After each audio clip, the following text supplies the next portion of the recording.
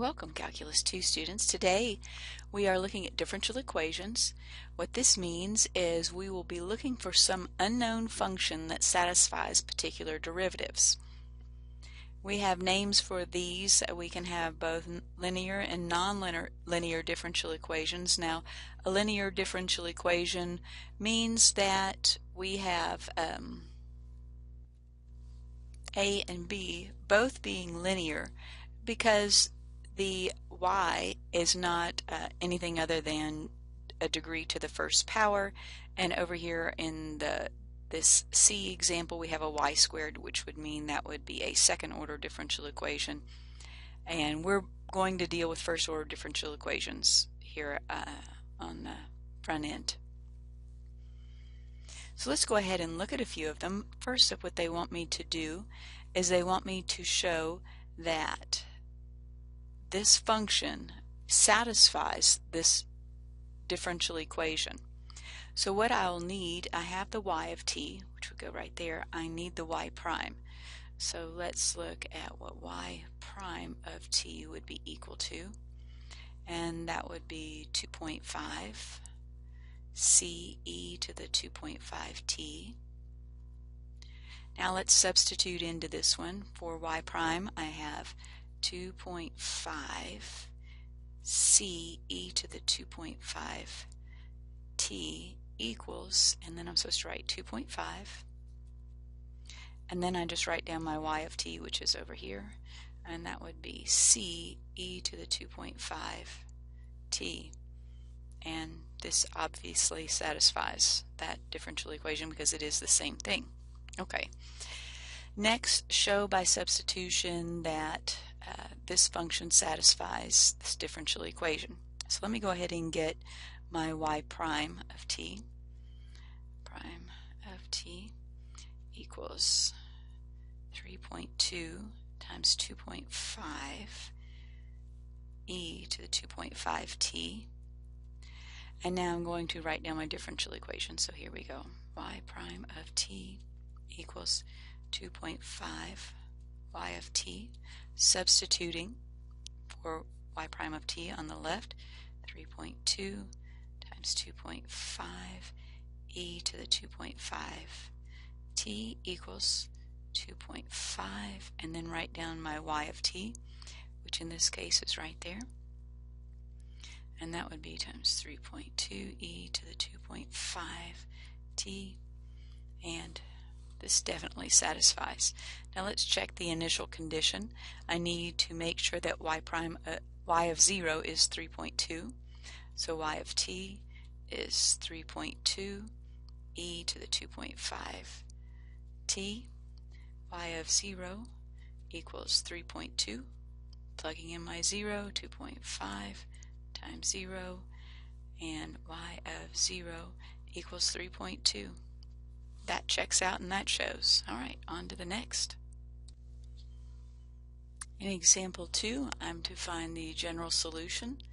So I just want to know what y of t is, so I'll integrate both sides. Integral of y prime of t with respect to t. Integrate 5 cosine t plus 6 sine 3t, all with respect to t. I'll get y of t equals, and then I'll write down the rest. Right, there's our general solution for the first one. For the second one, looks like I'll need to integrate this twice, so I'm going to integrate this with respect to t, and integrate the other side. I'll write that down. Alright, there's my first integral, and I'm going to go ahead and say C1 because I'm going to integrate this one more time with respect to t. So let me put my little dt in there, and then I'm going to get y of t, and I'm going to go ahead and integrate the rest of that. Alright, and simplifying that, I get this little booger right here. Alright, I'm going to do this same thing again. This is called an initial value problem because it gives me the initial values, which is going to allow me to get these values for constants. If I would have been given initial values for this particular differential equation, I could have given you the values for C1 and C2.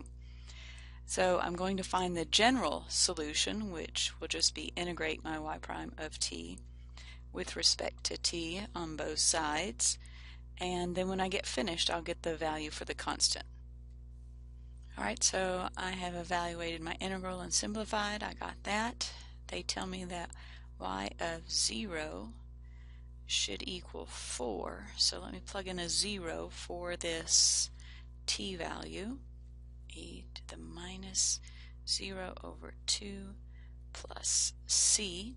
I'm going to get that 4 equals minus 20 plus c, and then I'll get that c is 24. That means that my particular solution for this initial value is going to be negative 20 e to the minus t over 2 plus 24. Nice. Essentially, the A portion of this problem wants me to derive my position function, starting with my constant of gravity. So I'm sitting here that the second derivative is negative 9.8. I'm going to integrate both sides with respect to t, and I'll get that s prime of t is negative 9.8t plus some constant. Well, this is also equal to v of t, and let's go ahead and note that at time 0, plus c, this is just v naught. In other words, c equals v naught. So I'm going to write s prime of t then in my more traditional form like this, and this of course is also equal to v of t. I still want to integrate both sides in order to get my position function with respect to t, and this will be negative 9.8t plus v naught, all with respect to t, and I will get s of t equals negative 9.8t squared over 2 plus v naught t plus some constant. Well, let's look at this at time 0, because this would be negative 9.8 times 0 squared over 2 plus v naught t plus, and this is going to be times 0, and then plus c. In other words, c equals that initial position. So my function is then, let me scroll up just a little bit, s of t then equals negative 9.8 t squared over 2 plus v naught t plus that initial position.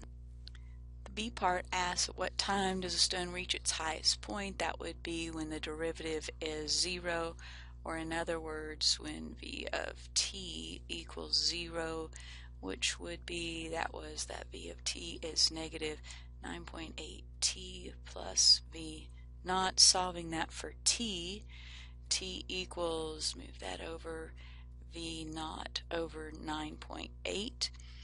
So it would be at this particular time. Next I need to substitute that into my position function. So this would be when v naught at time, this anyway, and then I'll plug all of those things in for t and simplify. Now that I have found this maximum height function, it looks like all I need to do is plug in these values and get my two different values for S max. So I'll do that. Alright, I plugged those in, and I have for my winner of the which one's higher would be for this one right here. There's my winner. This is the highest one. Population modeling is very typical with differential equations.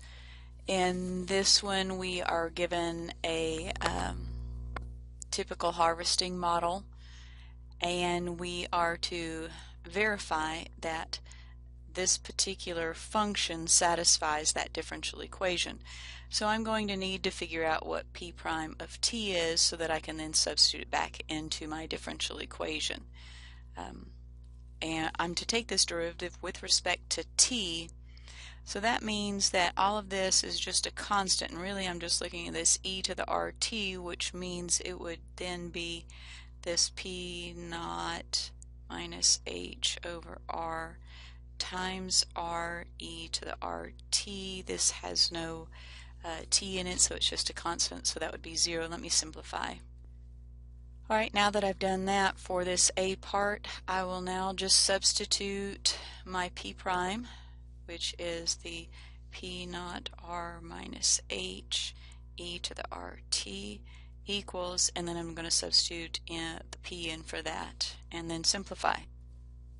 Multiplying through, I'm going to see that that goes away, and yep, this checks out. So that is a solution to that particular differential equation.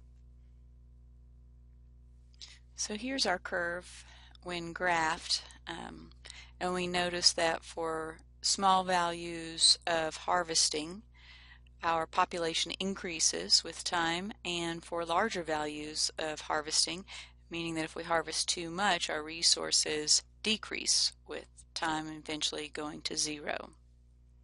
So it's just trying to find that balance is what this is about.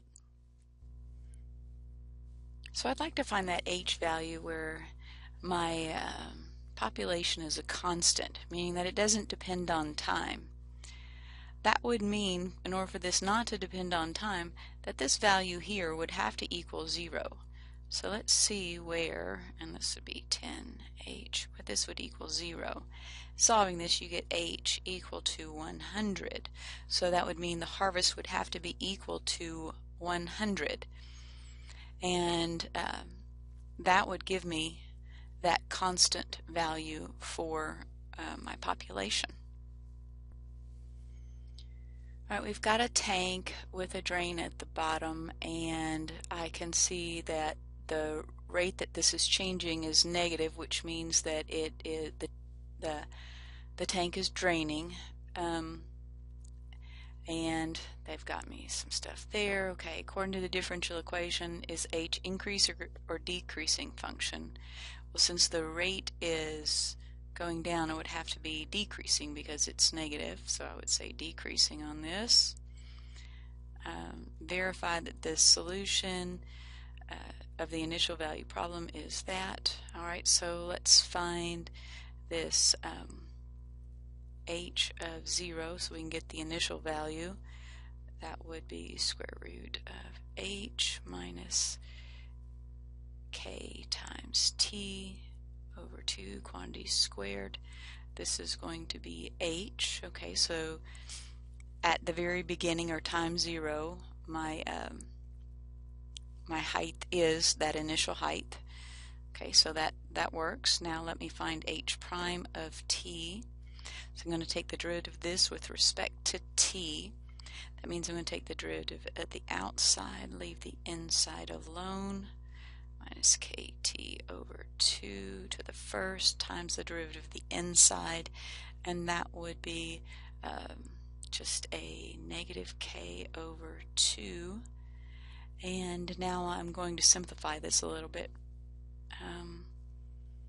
Let's note here that this thing right here is just my height, but the square root of that height, because height is naturally at that is on a square. So this would be equal to negative k times that h, which is what they told me it was. Okay, so that is now verified. Little cheap trick, but it works. Now I need to graph the solution. Alright, there's my function, not simplified of course, and here is its graph. In D, they want me to determine how many seconds is it empty, so I need to know when that height equals 0 and solve it from there. And finishing this problem up, you get that time would be at about 10.9 seconds, and here's what this looks like simplified. And that's it for our intro into differential equations. If you have any questions, see me at the Collaborate.